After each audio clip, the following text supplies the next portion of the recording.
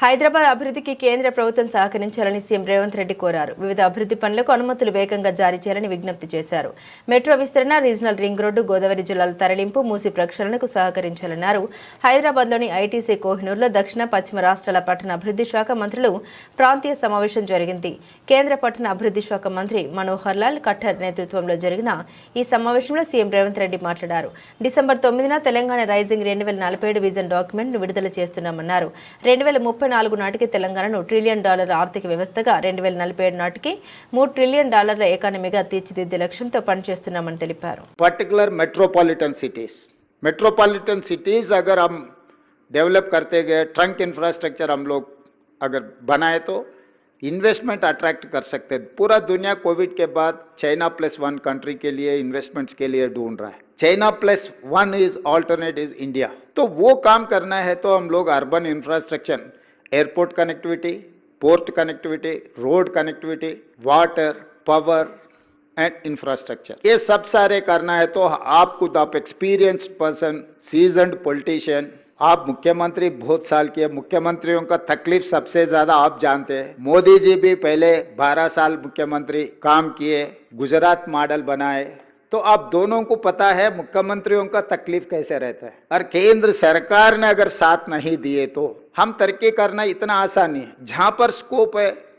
वहां पर आप एंकरेजमेंट भी करना है. और योर सीनियर हमारे जैसा नौजवान को आप मदद दिए तो हम बड़ा भाई समझ के मोदी जी को हम सीधा सीधा कह दिए, इस देश का प्रधानमंत्री हर मुख्यमंत्री के लिए बड़ा भाई है.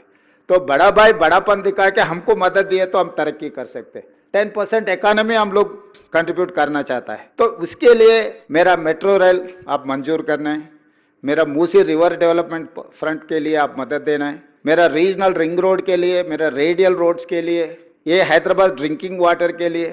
Pollution is one of the biggest factor. Delhi में सब कुछ है मगर पोल्यूशन के साथ सब कुछ बंद पड़ रहा है. स्कूल से लेकर सरकार दफ्तर तक, पार्लियामेंट तक हम पोल्यूशन की वजह से हम दिल्ली बंद करके चलाना पड़ रहा है. इस देश का राजधानी पोल्यूशन में ऐसा तकलीफ अगर उठा रहे हैं तो हम लोग दूसरे शहरों को वो उससे कुछ लर्निंग, कुछ हम लोग सोच कर आगे, क्योंकि हैदराबाद कनेक्टिविटी है, वेदर कंडीशंस है, मिक्स्ड कल्चर है, सब कुछ है हैदराबाद में. तो ये हैदराबाद अंबेडकर खुद ने सेकंड कैपिटल के लिए प्रपोज किया था.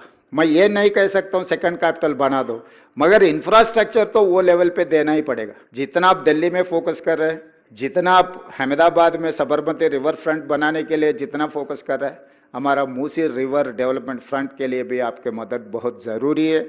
मुझे उम्मीद है आपसे हमको सब कुछ मदद मिलने वाला है. हम ये हैदराबाद शहर को, we are in IT, we are in pharma. Now 70% of GCs have come to Hyderabad.